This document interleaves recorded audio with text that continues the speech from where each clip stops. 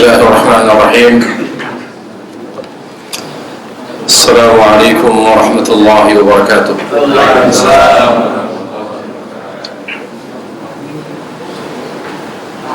Alhamdulillahirabbil alamin. Wal 'aqibatu lil muttaqin.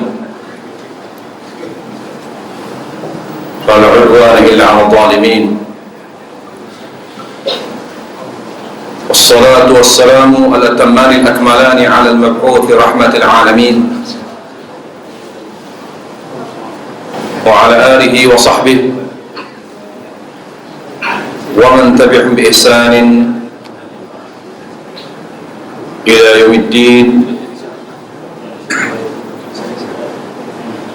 أما بعد. Para jemaah salat zuhur, saudaraku seiman yang dirahmati Allah Subhanahu wa taala.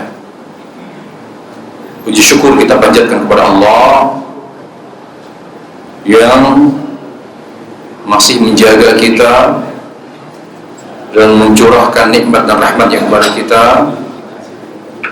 tanpa pernah kita memintanya, dan kita juga belum tentu layak untuk menerimanya. Tapi Allah Subhanahu wa taala memberikan nikmat, terutama nikmat terbaiknya yaitu hidayah, karena Allah Subhanahu wa taala memilih kita dan menyayangi kita serta mencintai kita di antara hamba-hambanya yang ada. Saudaraku, bersyukurlah kepada Allah Subhanahu wa taala dengan selalu menjaga hati agar tetap ikhlas. Karena hati manusia yang penting adalah hatinya, dan yang paling membersihkan hati kita adalah ikhlas. Dan yang kedua, bagaimana cara kita bersyukur pada Allah Azza wa Jalla adalah dengan mengikuti petunjuk Nabi Sallallahu Alaihi Wasallam pada semua amalan yang kita amalkan, amalan hati, amalan lisan, dan amalan anggota tubuh. Hendaknya kita mencontoh Rasul Sallallahu Alaihi Wasallam. Perjalanan dengan Allah Subhanahu wa taala. Di majelis yang penuh berkah ini, kita akan mengangkat tema, saudaraku, jangan engkau risaukan duniamu. Untuk membahas tema tersebut, maka kita perlu menjelaskan dari beberapa sisi. Yang pertama, kita harus mengetahui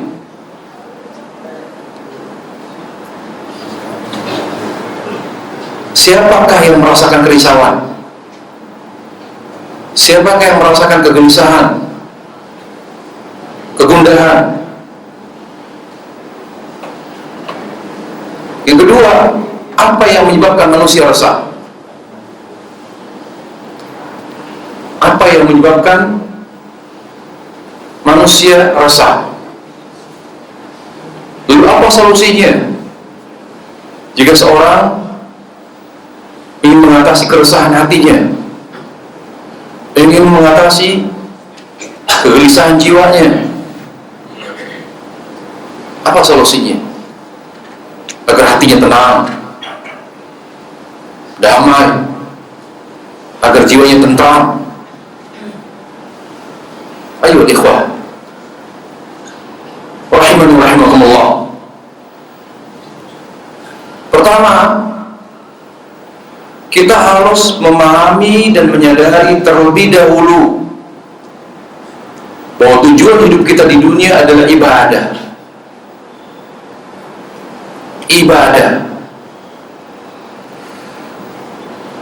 Allah Azza wa Jalla berfirman dalam surat Az-Zariyat, "A'udzu billahi minasyaitonir rajim, wa ma khalaqtul jinna wal insa illa liya'budun." Tidaklah aku ciptakan jin dan manusia melainkan untuk beribadah. Ibnu Abbas radhiyallahu anhu mengomentari ayat yang mulia tersebut dengan mengatakan liya'budun li wahidun, Beribadah kepadaku yaitu bertauhid. Jadi amal tidak disebut amal ibadah, karena ada amal ibadah, ada amal yang bukan ibadah. Amal yang menjadi bekal kematian adalah amal yang bernilai ibadah. Amal yang bernilai ibadah adalah amal yang mengandung tauhid. Tauhid itu adalah tauhidul ibadah dan tauhidul mutaba'ah. Tauhidul ibadah yaitu ikhlas. Tauhidul mutaba'ah yaitu mengikuti sunnah. Makanya seorang muslim wajib mengucapkan la ilaha illallah Muhammad Rasulullah. La ilaha illallah maknanya ikhlas. Illa ma'budu haqqin illallah. Tidak ada yang berhak untuk diibadahi kecuali Allah. Wa anna Muhammad Rasulullah illa mutabi' aw la mutabi' illa Rasul sallallahu alaihi wasallam. Tidak ada yang berhak untuk diikuti kecuali Rasulullah sallallahu alaihi wasallam. Jadi tugas kita, tujuan hidup kita di dunia adalah mewujudkan ikhlas dan mengamalkan sunnah. Mewujudkan ikhlas dan mengamalkan sunnah, karena keduanya bermakna tauhid. Ketika hidup ini adalah untuk beribadah kepada Allah Azza wa Jalla, berarti segala sesuatu di dunia ini akan penting ketika berkaitan dengan ibadah. Siapa yang berhak menilai penting sesuatu di dunia? Allah Jalla wa Ala. Karena belum tentu apa yang kita anggap penting baik bagi Allah. Yang penting itu yang baik, yang memberikan kemaslahatan, yang memberikan kebaikan kepada kita, itu yang penting bagi kita. Kalau sesuatu yang kita anggap penting tetapi itu membahayakan kita, justru harus kita hindari. Makanya Allah Jalla wa Ala berfirman, "Al-haqqu min rabbik." Kebenaran itu hanya dari Allah. Rasulullah SAW bersabda, "Fa inna khairul hadi hadi Rasulillah." Sebaik-baik petunjuk adalah petunjuk Rasulullah. Allah Jalla wa Ala berfirman yang menunjukkan bahwa yang penting bagi kita manusia adalah yang membuat kita beribadah, yang membuat kita bahagia dunia akhirat. Itu yang penting. Kalau hal tersebut tidak membuat kita bahagia dunia dan akhirat, maka kita harus menjauhkannya. Makanya kita dituntut oleh Allah Azza wa Jalla di dunia bersikap zuhud. Nabi SAW bertanya, "Ya Rasulullah, beritahukanlah kepadaku akan sebuah amal. Jika aku mengamalkannya, maka aku akan dicintai Allah dan dicintai oleh manusia. Beritahukanlah kepadaku suatu amalan. Jika aku mengamalkannya, maka Allah akan mencintaiku dan manusia pun akan mencintaiku." Rasul sallallahu alaihi wasallam bersabda, "Izhad 'anid dunya yuhibbaka Allah, wa zahdi ma'indan nas yuhibbakan nas." Bersikap zuhudlah kamu terhadap dunia, niscaya Allah akan mencintaimu. Jangan pernah kamu berharap kepada manusia, niscaya mereka akan mencintaimu. Sikap zuhud di dunia maknanya meninggalkan segala sesuatu di dunia yang tidak menjadi bekal kematian. Kalau seandainya harta kita akan membuat kita bisa berzakat, bisa bersedekah, bisa menunaikan ibadah haji, umrah, bisa beribadah harta lain, carilah harta sebanyak-banyaknya. Tapi kalau harta kita yang banyak dan berlimpah tidak membuat kita semakin beribadah kepada Allah Jalla wa Ala, tinggalkan harta. Cukup dengan rezeki yang seadanya, yang sederhana. Itu zuhud namanya. Artinya Allah tidak pernah menganggap penting harta, kecuali harta yang menunjang dan mendukung ibadah kita pada Allah Azza wa Jalla. Itu zuhud. Tinggalkan semua yang tidak menjadi bekal kematian. Istri, makanya pernikahan ada perceraian. Ketika kita menikahi seorang wanita, ketika kita menikah dengan seorang laki-laki, tidak membuat kita beribadah dan berzikir kepada Allah Jalla wa Ala, pasangan hidup kita tidak membuat kita semakin dekat kepada Allah, kita bisa menceraikan atau menggugat cerai. Kenapa? Karena kita menikah untuk menimbulkan ketenangan dan kedamaian jiwa. Bukankah Allah Jalla wa Ala berfirman, "Wa min ayati an khalaqa lakum min anfusikum azwaja litaskunu ilaiha." Di antara tanda kebesaran Allah, di mana Allah menciptakan kalian berpasang-pasangan untuk terlahir kedamaian jiwa. Litaskunu ilaiha, agar kalian para laki-laki dapat lebih tenang jiwa kalian setelah menikah, memiliki pendamping hidup. Pendamping hidup yang seperti apa yang mendampingkan jiwa? Yang salihah, yang saleh dan salihah. Ayo lihat. Berarti yang membuat hidup ini tenang, yang membuat hidup ini bahagia adalah yang ada padanya ibadah. Setiap hal yang tidak mengandung unsur ibadah pasti tidak ada ketenangan. Karena Allah Jalla wa'ala mengkaitkan kebahagiaan dengan ibadah. Allah Jalla wa'ala di sana berfirman, "Wa may ya'mal minas salihat min dzakarin aw untha wa huwa mu'min falunuhyiyannahu hayatan thayyibah." Barang siapa yang beramal ibadah, perhatikan Allah Jalla wa'ala, barang siapa yang beramal saleh, apakah itu laki-laki atau perempuan, dan dia beramal dengan iman, beribadah kepada Allah dengan ikhlas, beribadah kepada Allah Azza wa Jalla dengan keinginan dan tekad untuk mengikuti sunnah Rasulullah SAW. Apa kata Allah? "Falanuhyiyannahu hayatan thayyibah." Aku akan anugerahkan kepadanya di dunia kehidupan yang tenang, kehidupan yang bahagia, kehidupan yang jauh dari kegelisahan, kehidupan yang jauh dari kerisauan, kehidupan yang jauh dari kegalauan. Tenang dia. Ayo ikhwah. Syekhul Islam Taimiyah rahimahullah ta'ala berkata, "Inna fi dunya jannah ma lam yadkhulha lam yadkhul jannata akhirah." Di dunia ada surga. Barang siapa yang belum pernah menikmati surga dunia, dia tidak akan pernah menikmati surga akhirat. Bagaimana di dunia, begitulah. Bagaimana amalan kita di dunia, begitulah keadaan kita dan nasib kita di akhirat. Makanya Ibnu Qayyim mengatakan rahimahullah ta'ala, keteguhanmu di atas siratul mustaqim akan membuatmu teguh di atas sirat ketika Anda melintasi sirat. Kecepatanmu melintasi sirat sesuai dengan kecepatan dan kesigapanmu dalam merespon amal di dunia.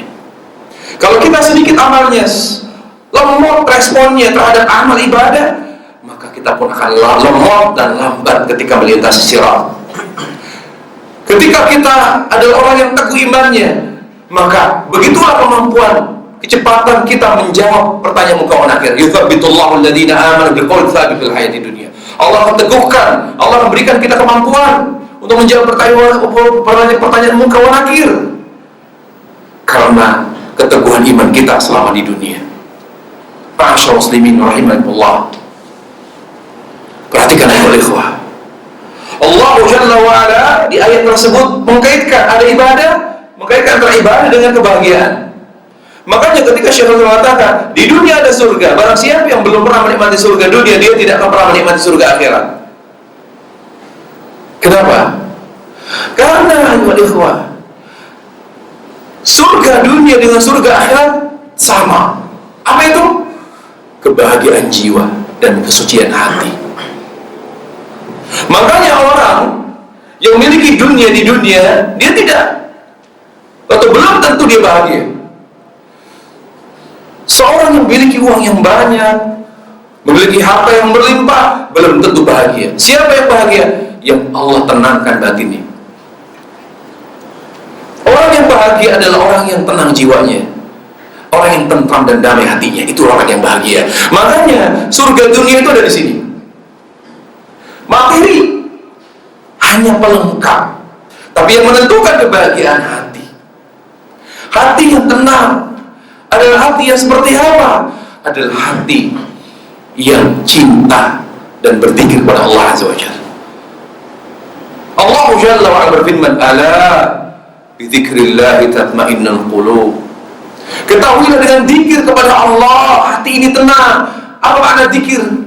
Berkata Syekh Sa'di rahimahullah ta'ala, zikir itu artinya cinta kepada Allah. Cinta kepada Allah Jalla Jalaluh dan selalu taat kepadanya, itu zikir. Oleh karena Ibnu Qayyim mengatakan, ketika Allah Jalla wa Ala menyuruh kita banyak berzikir, ketika Allah memuji orang-orang yang berzikir, وَالذَّاكِرِينَ اللَّهَ كَثِيرًا وَالذَّاكِرَاتِ أَعَدَّ اللَّهُ لَهُمْ جَنَّاتٍ أَجْرًا عَظِيمًا. Dan orang-orang yang, dan laki-laki yang banyak berzikir dan perempuan yang banyak berzikir, Allah akan siapkan bagi mereka surga dan pahala yang berlimpah, pahala yang besar. Yang dimaksud dengan zikir, kata Ibnu Qayyim, orang yang berzikir. Siapakah orang yang banyak berzikir pada Allah? Siapakah orang yang berzikir? Bukan orang yang berzikir dan jumlah yang banyak, bukan orang yang selalu bertasbih, bertahmid, bertakbir kemana-mana, di mana-mana dia selalu berzikir. Bukan, tapi orang yang berzikir kepada Allah Jalla wa Ala yang sesungguhnya adalah orang yang cinta kepada Allah dan taat kepadanya. Ketika kita berzikir, habis sholat kita berzikir, subhanallah, subhanallah, la ilaha illallah, la ilaha. Tetapi kita lebih mencintai dunia kita daripada Allah, pada hakikatnya kita tidak berzikir. Bukan Allah menjelaskan dalam surah Taubah makna zikir, qul in kana aba'akum, qul in kana aba'akum wa abna'ukum, qul in kana aba'akum wa abna'ukum wa ashiratukum, dan seterusnya. Allah katakan, jika seandainya orang tuamu, anakmu, keluargamu, saudaramu, hartamu, perniagaanmu, dan rumahmu lebih kamu sukai daripada Allah, lebih kamu cintai. Lihat, berarti kita tidak berzikir ketika kita lebih mencintai anak kita, orang tua kita, istri kita, suami kita, dan dunia kita. Kapan kita berzikir dan akan merasakan ketenangan dan tidak akan pernah merasakan keresahan dan kegalauan? Ketika kita cinta dan ridha kepada Allah. Itu kunci kebahagiaan. Fasih Allah Subhanahu wa Ta'ala. Kita hidup untuk beramal. Hidup kita hanya untuk beramal, sehingga kita tidak boleh berhenti beramal, karena amal merupakan bagian penting dari syukur. Orang yang bersyukur pasti dia akan banyak beramal. Makanya Allah Subhanahu wa Ta'ala mengkaitkan amal dengan syukur. Seraya Allah Ta'ala berfirman, Rabbi auzi'ni an ashkura ni'mataka allati an'amta 'alaiya wa 'ala walidayya wa an a'mala shalihan tarda. Wahai Rabbku, bimbinglah aku sehingga aku bisa selalu bersyukur kepadamu atas nikmat yang kau berikan kepadaku dan kepada kedua orang tuaku. Di awal kita disuruh oleh Allah minta dibimbing untuk menjadi hamba yang bersyukur. Lalu Allah katakan apa? Wa amala shaliha, sehingga aku bisa beramal. Kata ulama menunjukkan bahwa orang yang bersyukur adalah orang yang beramal. Dan tujuan hidup kita di dunia adalah bersyukur. Makanya Allah mengkaitkan antara syukur dan ibadah. Allah katakan, washkurulillah in kuntum iyyahu ta'budun. Siapa orang yang paling banyak beribadah? Siapakah yang tergolong ahli ibadah? Orang yang tergolong ahli ibadah adalah orang yang bersyukur pada Allah Jalla Jalaluh. Makanya amal kita bukan sembarang amal. Amal yang kita kerjakan harus ikhlas dan harus sesuai dengan contoh Rasul. Karena itu syukur. Semua amal kalau tidak ada ikhlasnya, kalau tidak ada tuntunannya, dia bukan merupakan ungkapan syukur. Dia tidak menunjukkan, atau dia tidak sewarna, dia tidak sejalan dengan syukur pada Allah Azza wa Jalla. Maka ketika dia mengerjakan apapun di dunia yang tidak sejalan dengan ikhlas, yang tidak sejalan sunnah, pasti ada kerisauan di sana. Siapapun yang risau pasti ada masalah pada ikhlasnya, atau pasti ada masalah pada itibanya, pada keselarasan hidupnya dengan petunjuk Rasul. Karena Allah Jalla wa Ala mengkaitkan kebahagiaan, ketentraman, kedamaian dengan ikhlas. Dengan apa? Dengan ikhlas dan sunnah. Coba untuk lihat berapa banyak para kiai, para motivator yang mengajarkan, mengarahkan manusia untuk damai, hidup tenang, hidup tentram. Tapi ketika ada masalah, apa yang dia rasakan? Gelisah. Kenapa? Karena ternyata orang yang beri motivasi, orang yang banyak berceramah, memberikan ceramah rohani, kalau dia meninggalkan ikhlas, walaupun dia suka berceramah, walaupun dia suka memberikan motivasi, tapi kalau dia meninggalkan ikhlas dan meninggalkan sunnah, dia akan resah. Bahkan dia tidak bisa membuktikan ucapannya. Bahkan dia adalah orang yang paling resah. dia akan melanggar ucapan atau perkataan yang dia sampaikan kepada manusia. Kenapa? Karena yang menenangkan hati kita, yang menenteramkan batin kita hanya ikhlas dan sunnah. Ketika kita hidup dengan cara yang sesuai dengan tuntunan Nabi SAW, itu mutlak. Silakan Anda salat, tapi kalau salat Anda tidak sesuai dengan salat Rasul, tidak akan pernah salat kita mendamaikan hati kita. Silakan kita berzikir ribuan kali, zikir dengan zikir yang membuat kita lelah, zikir dengan zikir yang membuat kita menangis, silakan. Tetapi kalau zikir itu hampa dari ikhlas, jauh dari sunnah, dia tidak akan pernah menenangkan jiwa. Jangan pernah kita mendengarkan ikhlas dan sunnah Nabi SAW. Allah Jalla wa'ala di dunia ini hanya melihat kita dua. Sehingga yang harus kita kaitkan dengan ikhlas, yang harus kita jaga ikhlas dan sunnah, di mana kita harus mengikuti tuntunan Nabi pada dua ini. Allah tidak melihat kita yang lain. Selain Nabi SAW bersabda, Inna Allah la yanzur ila suwarikum wa la yanzur ila qulubikum walakin yanzur ila Inna Allah la yanzur ila suwarikum wa la ila amwalikum wa la ila amwalikum walakin yanzur ila qulubikum a'malikum. Allah tidak melihat penampilan kalian, Allah tidak melihat harta kalian.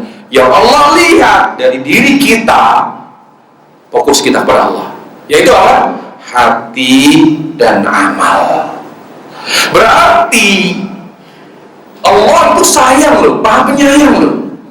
Tidak mungkin Allah membiarkan kita resah, tidak mungkin membuat kita tidak bahagia, kecuali karena dosa kita, kecuali karena kelalaian kita. Yang membuat kebahagiaan hidup kita terenggut, yang membuat kebahagiaan kita hilang adalah dosa dan maksiat kita pada Allah Jalla wa'ala.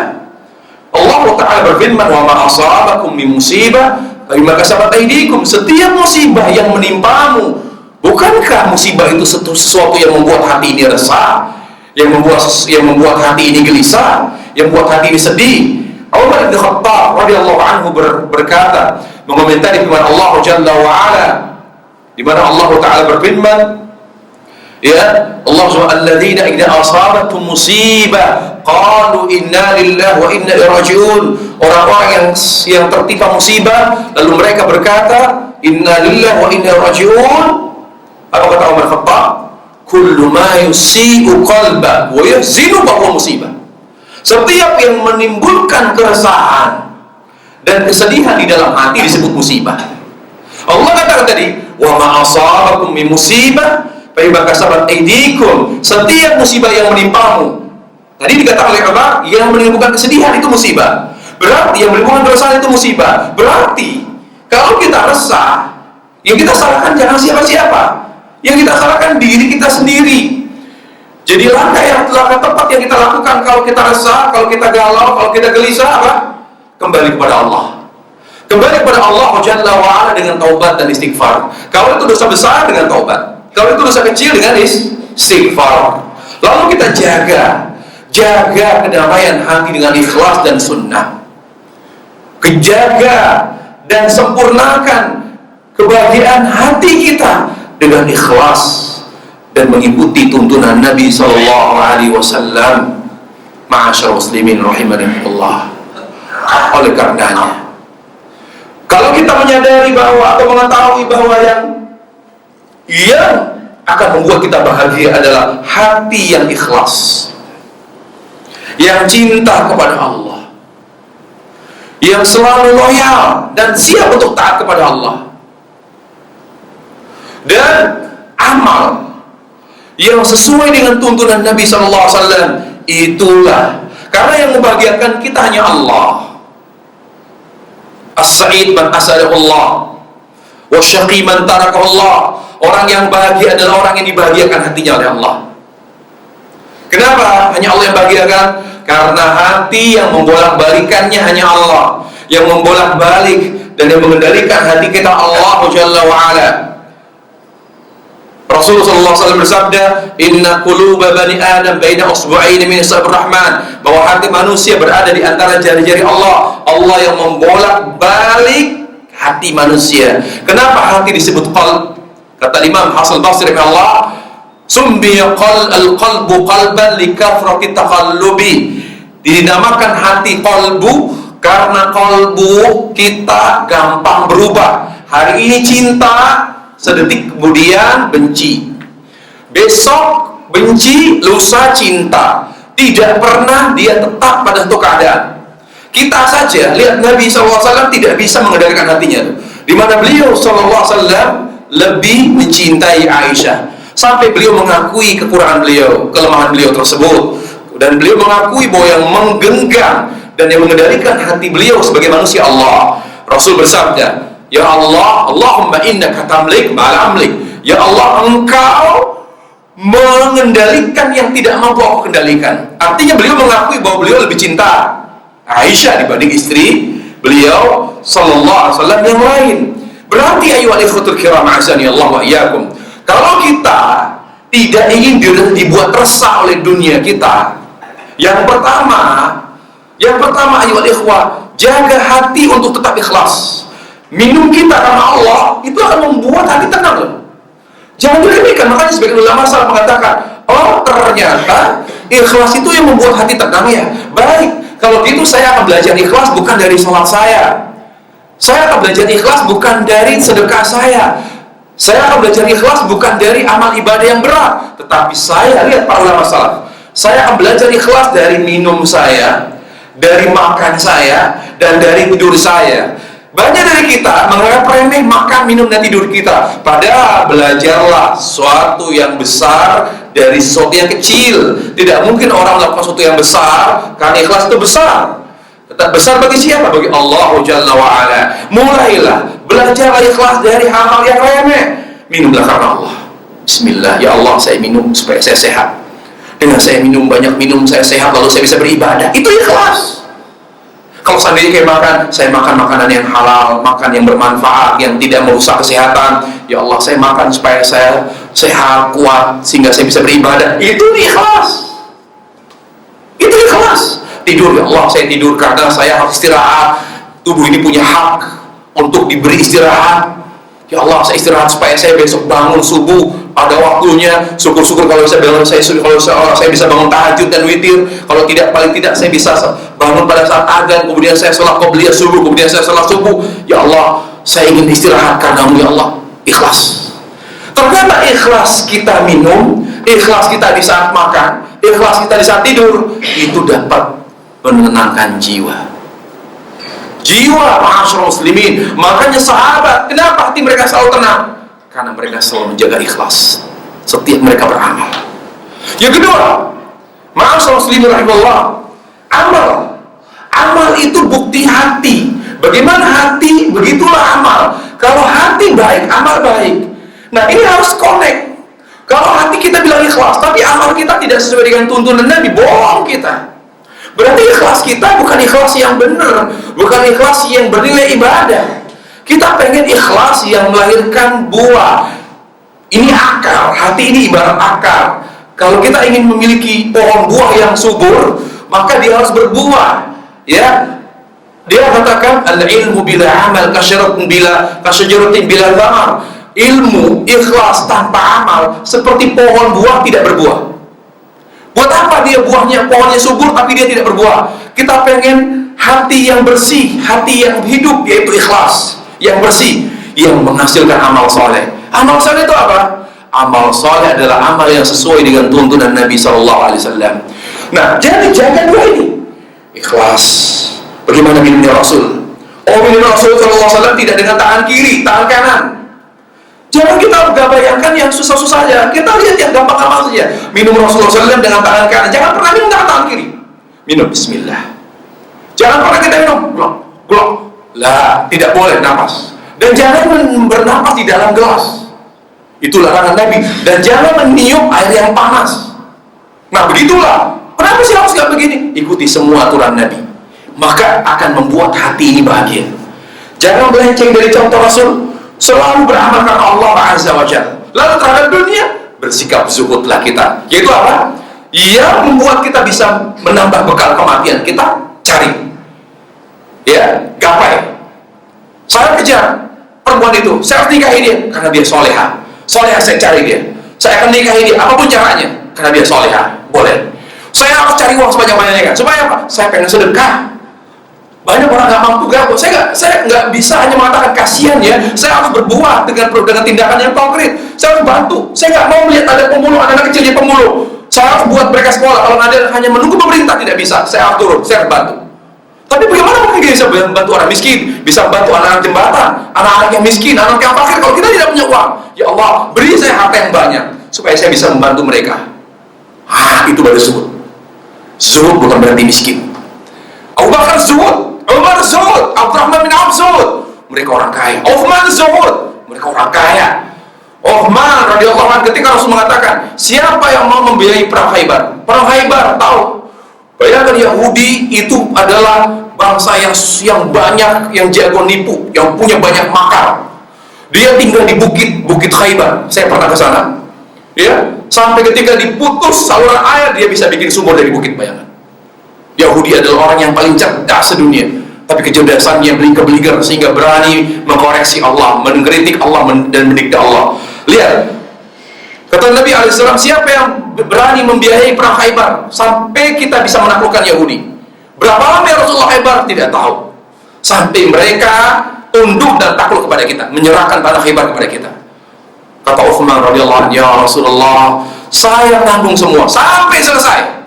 Semua makanannya, logistik semua saya.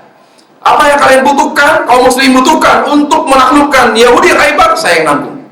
Berapa miliar yang beliau keluarkan untuk, kalau dinilai sekarang Pak Jemaah, berapa miliar dikeluarkan untuk menanggung biaya perang Khaybar? Tapi dia tidak takut miskin. Kenapa? Karena memang dia diberi harta yang berlimpah oleh Allah untuk bisa beribadah, bukan untuk beli mobil mewah, bukan untuk bikin rumah mewah. Mana orang kaya sekarang yang semakin kaya semakin beribadah dengan hartanya? Sedikit sekali maksudnya.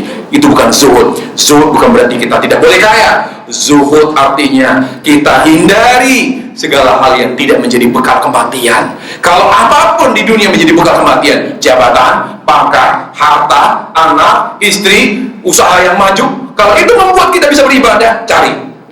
Ya, usaha yang maksimal, ikhtiar yang optimal, maka Allah akan memuji kita. Itu ayyuhal ikhwah. Jadi kesimpulannya, ma'asyar muslimin, saudaraku, jangan kau risaukan di duniamu. Kenapa? Karena orang yang ikhlas dan orang yang selalu mengikuti tuntunan Nabi SAW dan bersikap zuhud terhadap dunia, tidak menganggap penting semua yang tidak menjadi bekal kematian, maka Allah akan jaga hatinya. Dan ingat, dunia bukan untuk jadi tujuan. Dunia itu sebagai alat ibadah. Dunia itu adalah sarana ibadah yang membuat kita risau ketika hati kita letakkan di hati, ketika dunia kita letakkan di hati. Makanya seorang tabi'in berkata, apakah kalian tahu apa bedanya sahabat dengan kita? Bedanya sahabat dengan kita, mereka adalah orang yang Allah ridhai, mereka adalah orang yang bahagia dunia akhirat, sedangkan kita bukan orang yang bahagia dunia akhirat. Sedangkan kita bukan orang yang betul-betul ridha kepada Allah Azza wa Jalla. Kenapa mereka adalah orang yang bahagia dunia akhirat? Karena mereka menguasai dunia di tangan mereka, tetapi mereka tidak pernah meletakkan dunia di hati mereka. Kita mengakui bahwa dunia yang menguasai adalah orang kafir, tetapi kita justru meletakkan dunia di hati kita. Itulah yang membuat kita risau oleh dunia kita. Kenapa? Karena kita meletakkan yang seharusnya yang kita letakkan di hati kita hanya Allah, justru kita meletakkan di hati kita dunia kita, sehingga kita memikirkan sesuatu yang tidak perlu kita pikirkan. Ayo ikhwah, memikirkan urusan dunia tidak akan pernah memberikan solusi. Yang membuat kita tenang, ibadah tawakal. Ibadah tawakal sabar. Bukankah solusi itu hanya Allah katakan melalui salat, ibadah, melalui sabar? Allah berfirman, wasta'inu bisabri salat. Mintalah pertolongan kepada Allah, carilah solusi dari setiap masalah yang menimpamu dengan salat dan sabar. Allah Jalla mengatakan, wa may yatawakkal 'ala Allah fa hasbuh. Barang siapa yang bertawakal pada Allah, Allah akan cukup baginya. Maka Allah cukup baginya. Apa yang kita butuhkan Allah akan penuhi. Jadi tiga, agar kita tidak disekolah di dunia. Beribadah terus karena Allah, mengikuti sunnah, sabar, untuk tetap menjaga ikhlas, sabar, tetap menjaga keteladanan Rasul dalam kehidupan kita. Kemudian tawakal kepada Allah. Serahkan, jangan biarkan dunia masuk sini. Ikhtiar, kewajiban kita hanya berikhtiar, hasilnya serahkan kepada Allah. Karena hakikat tawakal, kata Syekhul Islam Taimiyah, adalah percaya penuh kepada Allah, percaya penuh dan menyerahkan secara total semua urusan dunia kita dari hasil ikhtiar kita kepada Allah Jalla Jalaluhu. Demikian kajian kita, materi yang bisa kita sampaikan pada siang hari ini. Wassallallahu wasallam wa barak ala Nabi Muhammad wa ala alihi wa sahbihi wasallam. Walhamdulillahirabbil alamin. Yang mau bertanya, yang berkaitan dengan tema atau yang di luar tema, dipersilakan.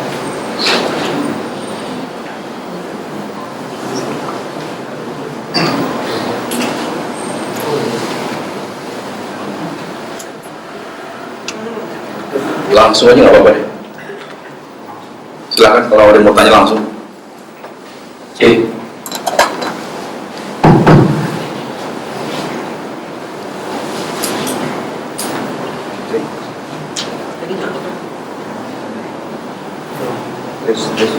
Assalamualaikum warahmatullahi wabarakatuh. Salam. Ciri-ciri dunia itu ada di hati kita itu seperti apa sih Ustaz? Apakah mungkin saya ini termasuk yang menduniakan hati ini, terdapat dunia di hati saya, dan pertolongan pertamanya itu seperti apa Ustaz? Misalkan kalau saya itu merasa ada dunia di hati saya, itu pertolongan pertama itu seperti apa? Nah, indikasi bahwa dunia sudah berada di hati kita itu apa? Indikasinya seorang yang meletakkan dunia di hatinya. Pertama kita harus memahami orang yang meletakkan dunia di hatinya itu apa? Yaitu maknanya orang yang meletakkan dunia di hatinya yang mencintai dunia secara berlebihan. Kita harus pahami itu. Karena kita kalau hanya meletakkan dunia hatinya, dunia itu apa? Dunia itu, saudaraku, apa yang kita cintai di dunia. Itu dunia kita. Siapa yang kita cintai? Apa yang kita cintai? Itulah dunia kita. Kita cinta pekerjaan kita, itulah dunia kita. Kita cinta istri kita, anak kita, itulah dunia kita. Kita mencintai orang tua kita, itulah dunia kita. Jadi dunia kita apa yang kita cintai. Makanya ujian dunia yang terberat adalah ujian yang datang dari orang yang kita cintai. Bagaimana kita letakkan dunia di hati yang mengganggu ketenangan jiwa? Ketika kita mencintai orang yang kita cintai, ketika kita mencintai sesuatu di dunia kita cintai secara berlebihan. Bagaimana berlebihannya? Pertama, ya, mencintai siapapun dan apapun di dunia yang bersifat berlebihan, yang akan membuat kita resah sehingga kita tidak sedang beribadah kepada Allah Azza wa Jalla. Ya, yang pertama, cinta kita kepada orang atau sesuatu yang kita cintai membuat kita sampai menghinakan diri kepadanya. Apakah menghinakan diri secara hati, lisan, atau perbuatan? Perbuatan misalnya, kita mau disuruh sampai dalam hal yang bersifat maksiat. Jadi kalau misalnya seorang istri mau disuruh suami untuk melakukan maksiat, misalnya suami katakan, saya nggak suka kamu pakai jilbab ya, saya minta kamu buka jilbab kamu. Lalu si istri nurut, dia sedang meletakkan dunianya di hatinya. Dia sedang beribadah dengan kepada suaminya. Kalau seandainya kita nurut keinginan istri sebagai suami, bang, beliin dong bang baju tank top, bang beliin dong bang, permintaan yang bersifat haram lalu kita penuhi, berarti kita sedang meletakkan dunia kita di hati kita. Kita tidak boleh memenuhi permintaan, kita tidak boleh mentaati perintah siapapun dalam hal maksiat. Siapapun yang mentaati makhluk dalam hal maksiat berarti dia sedang beribadah kepadanya. Itu penghinaan secara amal. Penghinaan secara lisan. Seorang mengatakan kepada kekasihnya, kepada orang yang dicintai, "Ma, kamu adalah satu-satunya wanita yang saya cintai, saya sayang banget sama kamu. Saya nggak bisa kebayang bagaimana, saya mungkin nggak bisa hidup tanpa kamu ya. Wallahi kalau seandainya dia mengatakan saya tidak bisa hidup tanpa kamu, dia sedang beribadah kepada istrinya. Masya muslimin, kita tidak boleh mengkaitkan hidup kita dan kematian kita pada makhluk. Kaitkan hidup kita kepada Allah Azza wa Jalla. Jangan pernah kita mengandalkan makhluk. Kita hidup untuk beribadah. Yang beribadah paling menentukan ibadah adalah hati. Kalau kita mengatakan saya tidak bisa hidup tanpa kamu, kalau dia ternyata lebih dulu, bagaimana nasib kita? Masya muslimin, kita harus terus beribadah. Ada atau tidak adanya istri, ada atau tidak adanya anak, terus beribadah. Ada atau tidak adanya uang, terus beribadah. Emangnya yang beribadah hanya orang yang kaya? Emangnya yang wajib beribadah hanya orang yang sehat?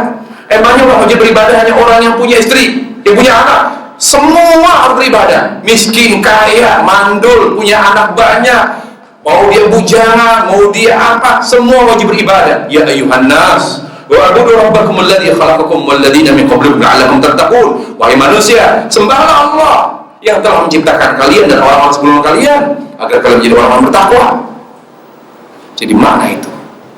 Jadi maknanya itu. Ya, secara hati, di mana kita sangat mengandalkan makhluk, sangat berharap kepada makhluk, berharap kepada istri kita, berharap kepada anak kita. Saya berharap sekali berharap kepada anak. Lihat Nabi Nuh alaihissalam ditegur oleh Allah Azza wa Jalla, ya Nuh, ya Allah, dia anakku, dia harus jadi tabungan akhiratku. Kenapa engkau biarkan dia kafir ya Allah? Ya Nuh, kamu tidak boleh mengharapkan kepada anakmu. Yang menentukan baik buruknya dia aku, yang menentukan hidayah hatinya itu aku, bukan kamu. Kita hanya mendidik. Pada akhirnya anak kita menjadi soleh atau tidak soleh urusan Allah.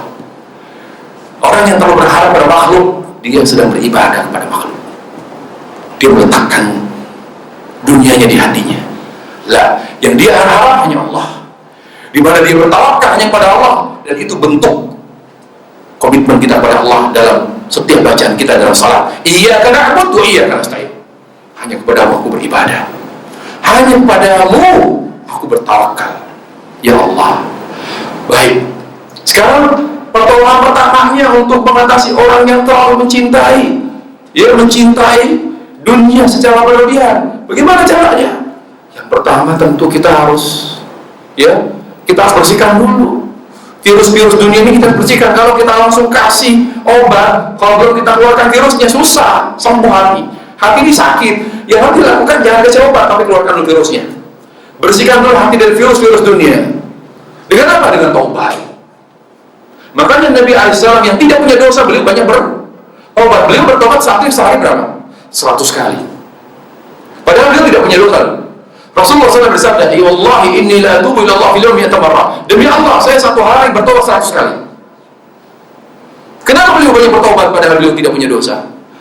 Karena taubat selain mengeluarkan virus, juga menjaga hati dari virus. Dia memberikan perlindungan yang luar biasa terhadap hati. Hati yang banyak bertobat dan kembali kepada Allah akan Allah jaga.